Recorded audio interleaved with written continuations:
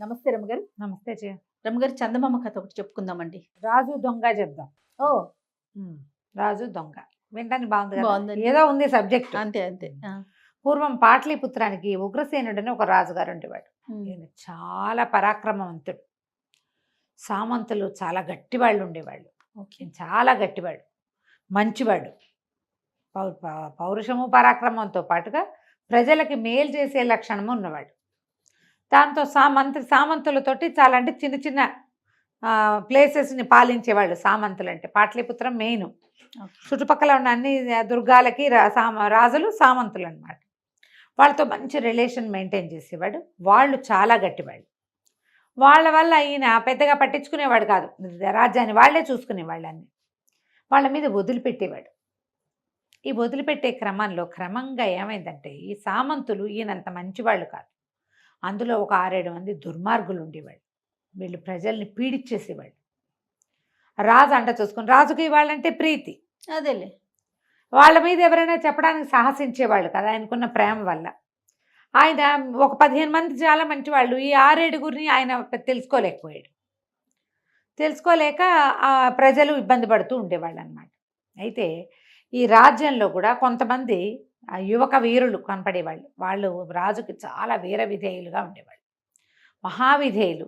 ఆ విధేయుల్లో ఒకడు సహదేవుడు. ఈ సహదేవుడు రాజుగారికి విధేయుడుగా ఉండి క్రమంగా అతనికి ఏం తెలిసింది, ఈ రాజు మీద ఇంత పిచ్చి ఉండకూడదు మనకి, ఈయన సామంతుల మీద డిపెండ్ అవుతున్నాడు, సామంతులు కొంచెం దుర్మార్గులుగా ఉండి ఈ పనులు చేస్తున్నారు అని తెలుసుకుని వాళ్ళ మీద ఒక రకమైన తిరుగుబాటుగా చేసి, మెరుపుదాడి చేసేసి, వాళ్ళ దగ్గర ఉన్న డబ్బులు కొట్టేసి పేదలకు పంచిపెట్టి అలా చేసేవాడు. క్రమంగా అతను దొంగగా మారిపోయాడు. ఇట్లాంటి పనులు చేసేవాళ్ళు లోకోపకారం క్రమంగా కొండబెట్టి దొంగలు అయిపోతారు. అంతేగా, ఉపకారులు ఎప్పుడు దొంగలే అవుతారు. ఈ దొంగ అయ్యేసరికల్లా ఏమైంది, సామంతులు కొంతమంది చెప్పారు రాజుగారికి, ఇది వరకు మీ వెనకాల తిరిగేవాడు జేజేలు కొట్టే సహదేవుడు ఇప్పుడు దొంగ అయిపోయాడు అని. ప్రజల్లో కూడా ప్రథ పుట్టేసింది. ఇదివరకు రాజుగారి ఊరేగింపులు తప్పండి రాజుగారు వస్తారని కేకలు పెట్టే సహదేవుడు ఇప్పుడు దొంగ అనగానే ఆయన ఏం చేశాడు, ఎక్కడ కనపడితే అక్కడ సహదేవుని సంహరించమని ఆర్డర్స్ పెట్టేశాడు. వీడి గుణం మారిపోయింది అనుకున్నాడు ఆయన. బాగా ఆదరించడం వల్ల గుణం మారిపోయిందని షూటెడ్ సైట్ ఆర్డర్స్ ఉండేవి. అయితే ఏమైంది, సరే ఒకనాటి రాత్రి ఈయన నిద్రపోతుంటే ఆయనకి కల వచ్చింది. అది ఎప్పుడు 3:30 ఆ టైంలో.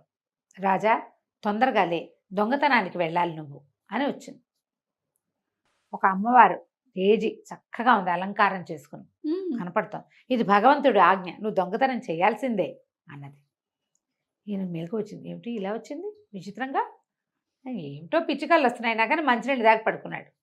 అరగంట బాగా గాఢంగా నిద్రపట్టగానే, రాజా లే, దొంగతనానికి వెళ్ళు ఇంకా అని మళ్ళీ వచ్చింది. ఆవిడే కనపడుతోంది, దొంగతనానికి వెళ్ళు అని చెప్తోంది. ఇది భగవంతుడి ఆజ్ఞ. మళ్ళీ వచ్చింది ఆ కళ. ఆ కళనేనా అని లేచి చూసుకుంటే సమయం మారింది తెలుస్తోంది. మళ్ళీ మంచినీళ్ళు తాగాడు, మళ్ళీ పడుకున్నాడు. తెల్లవారుతూ ఉండగా మళ్ళీ వచ్చింది కళ. ఇంకా తెల్లారల 4:15 అయింది. కొంచెం తూర్పు రేఖలు తెల్లబడతాయి కదా, మళ్ళీ వచ్చింది కళ. రాజా లే, దొంగతనానికి వెళ్ళు, ఇది భగవంతుడి ఆజ్ఞ, వెళ్ళకపోతే కుదరదు, నువ్వు వెళ్ళకపోతే నీ మరణము తథ్యము, నీకు రాజ్యం పోవటము తథ్యమే. ఈ వాక్యాలు వచ్చాయి. నిద్రలేచేసాడు ఈయన. అది మంచి చలికాలం, 7 అయితే కానీ సూర్యోదయం అవ్వదు. ఏం చేశాడు, సరే పైబట్ట ఒకటి భుజాన్ని వేసుకుని కాపలా వాళ్ళు గమనించకుండా బయటకు వచ్చేసాడు. నేను దొంగలా నడుస్తున్నాను నేను అనుకున్నాడు. ఎందుకు తన్ని దొంగతనం చేయమంది, ఎందుకు భగవంతుడు తన్ని దొంగతనం చేయమన్నాడో ఆయనకు అర్థం కాల. కానీ ఏం దొంగతనం చేయాలి, నేనేం చేయాలి? సరే ఏం చేశాడట, నడుస్తూ వెళ్ళాడు. మంచి దట్టమైన చీకటి, చలి. ఈయన గట్టిగా భుజాల చుట్టూతా ఒక శాల్వా లాంటిది వేసేసుకున్నాడు. ఒక పై బట్ట ఉంది కదా, దానిట తలకు చుట్టుకున్నాడు. తను ఎవరో గుర్తుపట్టకుండా నడవటం మొదలుపెట్టాడు. నడుస్తూ ఉంటే ఒక చిన్న ఎలా ఉందంటే, ఈ వీళ్ళ ప్రాంతం ఏంది, కోట, ఒక మాదిరి అడవిగా ఉండి అక్కడి నుంచి ఊరు మొదలవుతుంది. ఆ అడవిని దాటుతూ ఉండగా ఈయనకి గుర్రం మీద ఒక మనిషి కనపడ్డాడు. ఎవరు నువ్వు అంటే ఎవరు నువ్వు అని అనుకున్నారు. అనుకుంటే రాజు అన్నాడు, ఈ సమయంలో నువ్వు ఎందుకు వెళ్తున్నావు, ఎక్కడికి వెళ్తున్నావు? ధైర్యస్తుడు అయితే నాతో తలపడు. రాజుగారికి వరలో ఖడ్గం కూడా ఉంది. వాడు కత్తి తీశాడు, ఈయన కత్తి తీశాడు. ఇద్దరు చెడామడా పోరాడారు. పోరాడిన తర్వాత సహదేవుడు కాస్త అదే ఆ రెండో వాడు కాస్త ఓడిపోయాడు. ఓడిపోయి చంపి నన్ను నీ చేతిలో ఓడిపోయాను నేను అన్నాడు. అనేసరికల్లా ఈయనన్నాడు, నేను చంపడానికి ఫైట్ చేయలేదు, ఎదురుపడ్డవాడితో యుద్ధం చేయాలన్నది నియమం కాబట్టి చేశాను. నీ పేరేమిటి, నువ్వెవరంటే నా పేరు సహదేవుడు అన్నాడు. అనగానే నేను ఆశ్చర్యపోయాడు. వీడేనా సహదేవుడు? ఈ సమయంలో వీడు ఎక్కడికి వెళ్తున్నాడు? ఎక్కడికి వెళ్తున్నావు అన్నాడు. అనేసరికల్లా ఒక దొంగతనం చేయడానికి వెళ్తున్నాను అంటే ఈయన అన్నాడు, రాజుగారు ముసుకేసుకుని ఉన్నాడుగా, చీకటి. సరే నేను దొంగనే, పద మన ఇద్దరం కలిసి రాజుగారింటికి కన్నం వేద్దాం, రాజుగారింటికి కన్నం వేద్దాం అన్నాడు. అనగానే సహదేవుడు అన్నాడు, చంపేస్తాను, రాజు ఇంటికి కన్నం వేయకూడదు, రాజు ధర్మాత్ముడు, రాజుని మనం ఏం చెయ్యం, నేను ఇంకో చోటకు వెళ్తున్నాను. ఎక్కడికి వెళ్తున్నావు అన్నాడు. సూరసేనుడు ఒక సామంతుడు, అతని ఇల్లు కొల్లగట్టడానికి వెళ్తున్నానన్నాడు. రాజు ఆశ్చర్యపోయాడు. సూరసేనుడు ఎవరో కాదు, ఉగ్రసేన మహారాజు గారి చెల్లెలి మొగుడు. ఓహో, మహాబలవంతుడు, ఈయనకి నమ్మిన బంటు. ఈయన తెలబోయి, అదేమిటి రాజుగారి ఇంటికి వద్దంటూ రాజుగారి బావమరిది ఇంటికి వెళ్తానంటావు, ఆయన మహానుభావుడో గడిది గుడ్డ అన్నాడు ఇతను సహదేవుడు. కడు దుర్మార్గుడు సూరసేనుడు, వాడిని కొల్లగొట్టాల్సిందే ఇవాళ ఏమైనా సరే. ఆ చెల్లెలు, రాజుగారి చెల్లెలు చస్తూ బతుకుతూ కాపురం చేస్తుంది అతనితోటి, నీకేం తెలుసు, లోగుట్టు, నాకు తెలుసు, రా నాతోటి రా అన్నాడు. సరే ఏం చేశాడు ఈయన, ఇప్పుడు దొంగతనం తను పట్టుబడితే పరుపోతుంది. సహదేవుణ్ణి చంపమని ఆర్డర్స్ ఇచ్చింది తను, వాడితో పాటే తను తిరిగితే ఇంకా పరువు తక్కువ. కానీ కల్లో వచ్చిన ప్రచోదనం ఏమిటి, నువ్వు దొంగతనం చేయవలసిందే, చేయకపోతే చస్తావంటావు. సరే బాగానే ఉందని అతనితో పాటు వెళ్ళాడు. అసలు ఆ సహదేవుడి వాడి చురుకుతనం ఏమిటో, వాడి తెలివేమిటో, ఎంతమంది కాపలా వాళ్ళు ఉన్నారో విచ్చుకత్తులతోటి తెల్లవారుజామున 4:45 కల్లా సూరసేనుడి ఇంట్లోకి ప్రవేశించేశాడు. నువ్వు ఇక్కడే ఉండు, భయపడబోక, నేను లోపలికి వెళ్ళి వస్తానని చెప్పి లోపలికి వెళ్ళి బోల్డ్ అంతా ఆయుధాలు అవి ఇవి బంగారము వజ్రాలు గిజ్రాలు మూట కట్టేసేటువంటి పెద్ద పెద్ద మూటలు తెచ్చాడు. తీసుకొచ్చి రాజుగారు ఉగ్రసేనుడికి అప్పచెప్పాడు. అప్పచెప్పి నువ్వు ఇక్కడే ఉండు, మువ్వల జీను ఉంది సూరసేనుడికి, బంగారు మువ్వలతో చేయించినటువంటి జీను, గుర్రం మీద వేసే జీనుకి కొసలంతా మువ్వలు కట్టి ఉంటాయి, అది తెస్తే కానీ వాడి పరుగు పోదు, నువ్వు కంగారు పడకుండా ఉండు. మరి మూటలు ఎట్లా పట్టుకెళ్తాంటే మూటలు పట్టుకెళ్ళచ్చు, జీను పుచ్చుకొస్తాను నేను, మూటలు పుచ్చుకొని మనం పారిపోదాం, నువ్వు ఇక్కడే కాపలా ఉండన్నాడు. రాజుగారి భయంగానే ఉంది, పట్టుపడితే పరుగు పోతుంది, అంతే, తన బావమరిదిల్లు పైగా. సరే ఇతను పైకి వెళ్ళాడు సహదేవుడు. పైకి వెళ్ళేసరికల్లా మువ్వల జీను తీస్తుంటే మువ్వలు కదిలితే మోగుతాయి, గల్లు మంది. గల్లు మనంగానే సూరసేనుడు నిద్రలేచాడు. భార్య పక్కపక్కనే, అతను పక్కపక్కనే పడుకున్నారు పంచం. కేకలు పెట్టాడు, ఎవరు ఎవరు అనేసరికల్లా భార్య కూడా లేచింది. ఎందుకండి కేకలు పెడతారు, గాలికి మువ్వలు మోగి ఉంటాయి, ఏ చెట్లు రాసుకున్నాయో గాలికి మోగుతాయి మువ్వలు, ఎందుకంత ఆత్రపడుతున్నారు? 2 రోజుల నుంచి చూస్తాను, ఏదో కంగారు పడతారు ప్రతిదానికి, ఏమిటి మనసులో ఏం పెట్టుకున్నారో చెప్పండి అంది. ఎప్పుడైతే వీళ్ళు లేచి మాట్లాడతారో సహదేవుడు అలర్ట్ అయిపోయాడు. గది గుమ్మం పక్కనే నిలబడ్డాడు. నిలబడేసరికల్లా ఇతను అన్నాడు సూరసేనుడు, నాకేం భయం, నాకు భయం ఏంటి, తెల్లాడితే అర్ధరాజ్యం వస్తుందన్నాడు.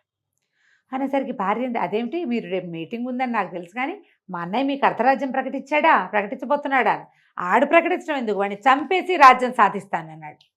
అనగానే భార్య, అదేంటండి అంత పని చేస్తారా, మా అన్నయ్యని చంపేస్తారా అని అరిచింది గట్టిగా. సహదేవుడు ఇదంతా వింటున్నాడు. చంపకేం చేస్తాం, రాజుగారి చెల్లెలు మొగుడులా ఉండిపోమంటావా? నాతో పాటు 6 ఉన్నాం మేము, రేపొద్దున మీటింగ్లో మీ అన్నయ్యని కుమ్మేస్తాం, చంపేసి రాజ్యం 2 భాగాలు, సగభాగం నాది, మిగిలిన సగం వాళ్ళ 5 పంచుకుంటారు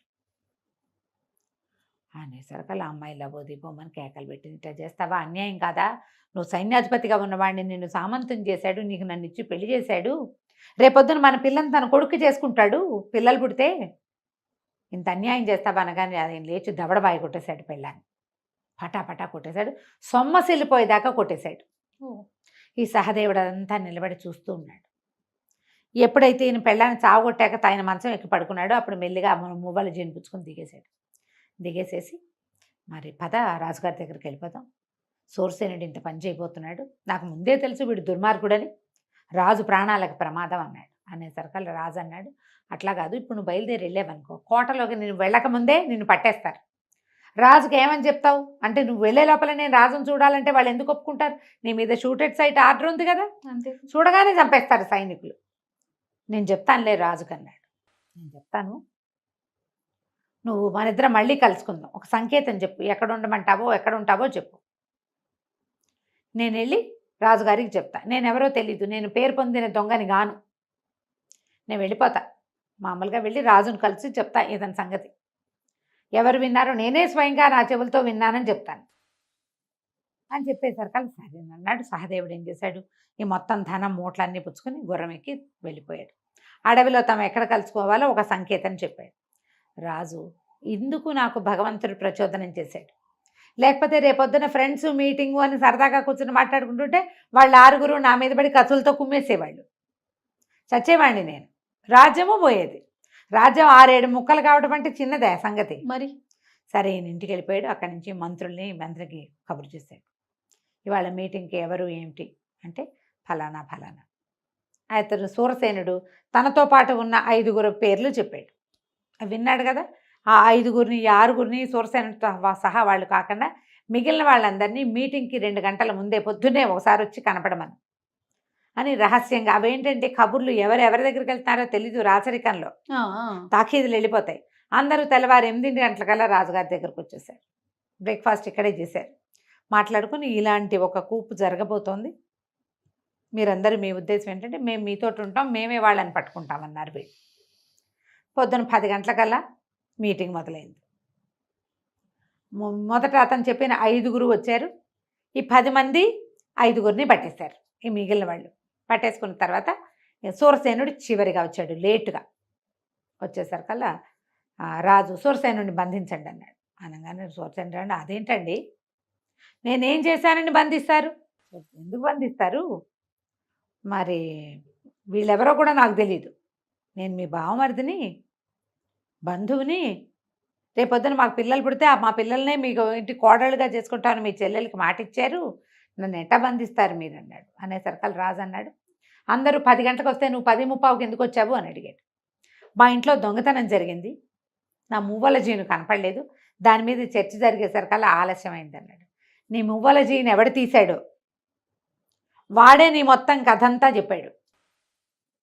అంటే రాజు అన్నాడు, అయితే నాతో యుద్ధం చేయండి, అప్పుడే నేను గెలిస్తేనే అన్నాడు. అనేసరికల్లా ఈయన అట్లా కాదని ఓ సైనికుడిని పిలిచాడు. అడవిలో ఫలానా ఒక సంకేతం దగ్గర సహదేవుడు అని ఒక అతను ఉంటాడు, రాజు రమ్మంటున్నాడని పిలుచుకురా అని కబురు చేశాడు. వీడు సైనికుడు గుర్రం వేసుకుని వెళ్ళాడు. సూరసేనుడిని బంధించి ఉంచారు పక్కన. వాడు వెళ్ళి సైనికుడు వెళ్ళి సహదేవుడిని పిలుచుకొచ్చాడు. సహదేవుడికి భయం వేసింది, రాజు దగ్గరికి వెళ్ళాక ఏమవుతుందో, మన స్నేహితుడిని పట్టేశారేమో పాపం, ఒక్క పూట దొంగతనం చేయడానికి వచ్చి ఇలా దొరికిపోయాడు, ఆ సూరసేనుడు ఏం మాయ చేశాడు, ఇవన్నీ ఆలోచించుకుని వచ్చాడు. వచ్చేసరికల్లా రాజుగారిని చూసరికి ఆశ్చర్యపోయాడు. రాత్రి చూసిన ఆయన్ని గుర్తుపట్టాడు. నువ్వు నాకు, మన ఇద్దరం కలిసి నాకు దొంగతనం నేర్పించావు, నువ్వు నా గురువువి, నాకు ఒక సహాయం చేయాలి నువ్వు అన్నాడు. నువ్వు నా ప్రాణదాతవి, నిన్న రాత్రి ఫైట్లో నువ్వు నన్ను చంపేసి ఉండొచ్చు, చంపకుండా వదిలేసావు, నువ్వు ఏం చెప్తే అది చేస్తానన్నాడు. రాజు ఏం చెప్తే అది చేస్తానంటే, ఈ దుర్మార్గుడితో ద్వంద్వ యుద్ధం చెయ్యి, వీడిని సంహరించి రాజ్యానికి మేలు చేయమన్నాడు. సహదేవుడికి ఎప్పటి నుంచో సూరసేనుడు అంటే మంట, పైగా అతను రాజు మీద, రాజ్యం మీద అతను చేస్తున్న కుట్ర వల్ల ఇద్దరు కలిసి ద్వంద్వ యుద్ధం చేశారు, సూరసేనుడిని సంహరించారు. తర్వాత రాజుగారు సూరసేనుడి దీంట్లో కోటకి సహదేవుడినే రాజుని చేశాడు, సామంతుడిని చేసుకున్నాడు, ప్రజలకి తెలియజేశాడు. ఇతను దొంగగా మారడానికి కారణం ఏంటంటే రాజు మీద అవజ్ఞ కాదు, సామంతుల మీద కోపంతో. ఏ సామంతులతోటైతే వీళ్ళకి ప్రాబ్లం ఉందో రాజ్యానికి 6 పట్టేశారు. ఒకేసారి సెట్ అయిపోయింది కదా, మొత్తం అంతా సెట్టింగ్ పూర్తయిపోయింది. ఆ తర్వాత సహదేవుడు ఎంతో కాలం రాజుగారికి పక్కనే ఉండి ఆయనకి ఎన్నో రకాల సహాయాలు చేసేవాడు, రాజ్యాన్ని సుభిక్షంగా పరిపాలించాడు. కథ కంచికి మనం ఇంటికి. పెద్ద కథ అయినా కొంచెం బాగుంది. బా సుమన్ టీవీలో మీ పర్సనల్ అండ్ బిజినెస్ ప్రమోషన్స్ కోసం కింది నెంబర్కి కాంటాక్ట్ చేయండి.